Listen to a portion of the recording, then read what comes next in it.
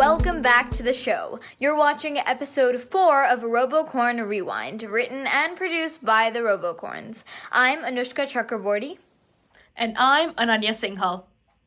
You know the drill. We have exciting highlights from the East, Central, and West Region League meets. As always, we have an interview with a fellow FTC team from this region. Now, stay tuned for a statewide leaderboard at the end of the episode. Hey everyone, the Eastern League is doing great this week with a ton of new and improved robots. We will be featuring Team 7244, Out of the Box, Team 14423, the RoboCorns, and Team 14738, Theoretically Correct. The first team we'll be featuring is Out of the Box, and this is right at the beginning of Teleop. They just finished parking in Auton. Now, like I said, we have some new and improved robots, so we can compare some things from last week. Out of the Box is using their same strategy as last week at the beginning of Teleop, where they wait, block all of the rings that are coming in from the human player, and they just have a ton of rings there to shoot. They also have added an arm on the side that drops down when their human player is rolling out rings to stop rings from going to the back of the field. And I think that's an excellent idea so that they don't have to chase the rings afterwards. Now we have the RoboCorns, and this is during the same time as Out of the Box. We've just finished Auton and starting Teleop. Now, we used a similar strategy as Out of the Box did right at the beginning of Teleop. We waited right there and had the human player roll out all of our rings. And since they all pile up, we have faster cycles right at the beginning because we have a couple cycles of rings just in front of us. Now, talking about faster cycle time, the shooter has gotten significantly faster. The rings go right after one another, and a couple weeks ago when we featured the RoboCorns in an earlier episode, the shooter was much slower and it waited between shooting each ring a lot more. Now we have Theoretically Correct in their 6th match, and this is their autonomous. It looks like they've preloaded 3 rings and as well as a wobble. And with the randomization, they did put the wobble in the square.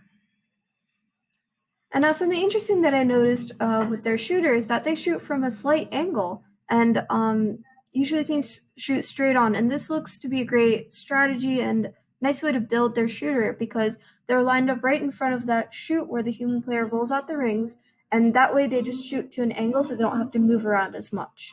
Thank you for joining me to recap the Eastern League, and I hope you've enjoyed. Back to you guys. Thanks, Lasia. Now, Adi, what teams are we looking at for the Central League this week? So for the Central League today, we're going to be covering 3 different teams: Vortec, the Javengers, and Gearhounds. Let's get started. So our first clip here is from Vortec, and specifically their auto, in a match scoring about 167 points. And as you just saw, they shot their 3 rings, hitting 1 in the top goal and 2 in the medium goal. Now they're going to go and pick up their second wobble and drop it off into the designated box.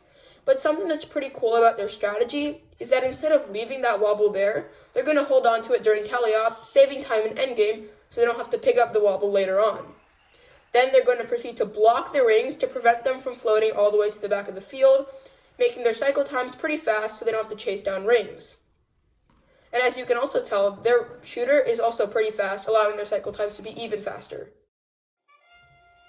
Alright, so next up we have a phenomenal match, and specifically auto from the Javengers. They start off by shooting their 3 preloaded rings, then they drop off their first wobble in a very fluid motion.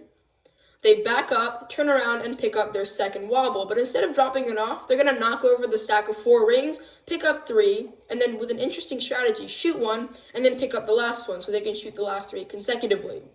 Finally, they're going to drop off their second wobble into the designated box. Okay, so next up we have a pretty intense but successful endgame from the Gearhounds as they just dropped off their first and now the second wobble. Once that's done, they're going to square up on the sidewall and they're going to drive over to the shoot line and shoot the 3 power shots. So they shot the first, they hit the second, and they hit the third, but it just bounced back. They're going to get another ring with 5 seconds left and they're going to try to shoot it again, but it seems that they just missed it. That was a really good attempt from the Gearhounds. Alright, well that's all we had for the Central League today. I hope you all enjoyed all these clips and had a great time competing in Meet 4. On to you, Ananya. Thanks, Adi. It's awesome to see teams improving so much over the course of the league meets. Now off to Brighton with the West highlights. Starting off with Team Brainstem. Brainstem made some tweaks to the robot to make it more consistent. So this is a 2-minute video of them basically stress testing their robot. An interesting thing about Brainstem's drivetrain is that their mechanism wheels are parallel to the launch line, meaning that when they go back and forth to get the rings, they can do it more efficiently.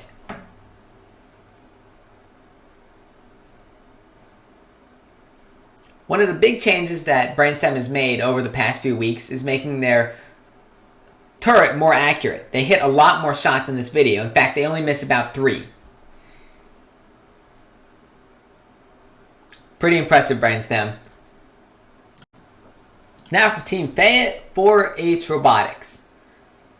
This team used a pretty interesting design, using basically a tractor bucket to pick up rings and put them into the low goal.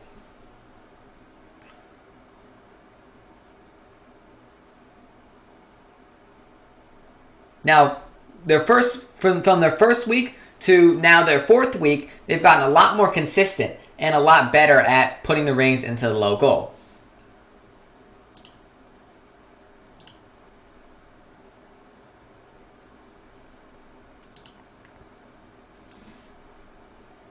Now in endgame, something interesting, they pick up the wobble using the tractor bucket, which makes it so it can have multiple purposes. Good job, Fayette 4H Robotics. That's all for the West League. Again, thanks to Lasia, Audie, and Brighton for checking out those highlights. Now it's time for our interview with Team 16468, the Green Lemons. Simran? Hey everyone, this is the 4th episode of RoboCorn Rewind, and it is amazing that we've gotten this far. We cannot thank you enough for tuning in. Today we have an extremely special guest, Green Lemons. Why don't you introduce yourself? Hi, my name is Jeremy. I'm one of the members of the Team Green Lemons, FTC number 16468. Okay, so before we dive into league meets and outreach, I just wanted to say that I absolutely love your name. Where did you get inspiration for it? We don't have any robotic meaning behind our team name. It was like an oxymoron, like a rhetorical name. So we were just trying to make our name fun. That's really cool to hear. You performed extremely well in all the scrimmages and league meets so far, and you're also 3rd in the Eastern Division. So I think we're all wondering, what's your secret? So we participate in every single scrimmage to try and figure out what our robot needed, and the main key, I think, is to keep on pushing and figure out what's wrong and then get it done as fast as possible, so that way you can make your robot as best as you can.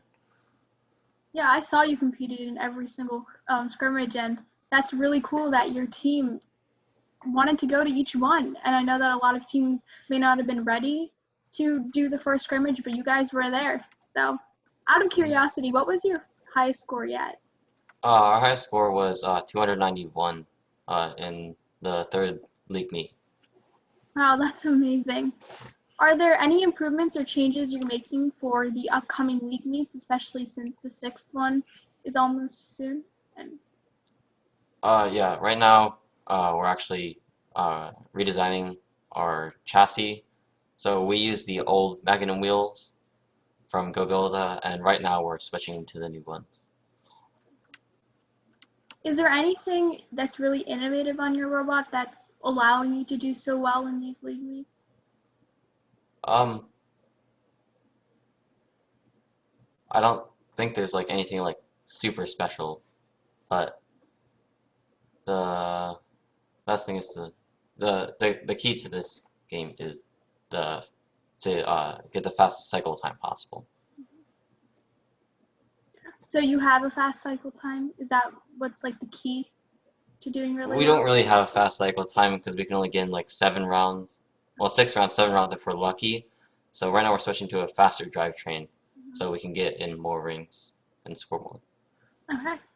Well, it's clear that you're doing really good in robot. How's outreach going for you guys? It's pretty good, but it's hard to do in-person events anymore. So we've done 3 outreaches so far. So we before the complete lockdown in May or so, we made 100 3D printed face shields, and we donated them to the local hospital. And then for Halloween, we used our preseason robot from last year, and the robot would give candy to the visitors with the robotic claws. And then we co-hosted an outreach with Team 16300 Mariachi Startup, and we taught the kids at the middle school about FIRST and robotics. Wow, that sounds like outreach projects that we've also done in the past. So, your second year FTC team, are there any skills or lessons you learned in your first year at FTC that are really helping you out? Don't procrastinate, because if you procrastinate, you will never get it done. And setting goals keeps you from procrastinating. What was your most memorable moment as a rookie team last year? It was getting first place at our no, not first place, second place at the Oxford Open scrimmage. So I'm sorry, go ahead. So it felt really good when we won. So yeah. Yeah. What does FIRST and teamwork mean to you and your team? Teamwork is to be able to count on your teammates. So if they say they're going to design a launcher, then teamwork is they'll be able to get the launcher done in time, and then they can assign other people things, so that way they don't have to do it completely by themselves. But if you can count on your team members and if you can work together, that's teamwork. Yeah, I agree. I think that teamwork has a lot to do with dependability and just making sure that if you tell someone to do something, that they'll do it. Yeah. Well, to all the teams in Pennsylvania, watch out. Green Lemons is rocking it this year. Make sure to tune into the next interview to stay updated with what the coolest teams in Pennsylvania are doing. See you next time. Thank you for joining me. Thank you. Thanks so much to Jeremy from Green Lemons for joining us today on the show. Now for our statewide leaderboard.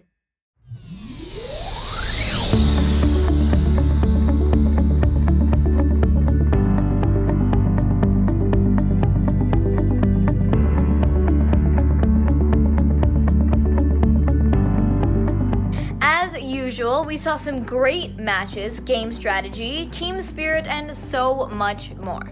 That's all for this episode of RoboCorn Rewind, and we hope to see you next time.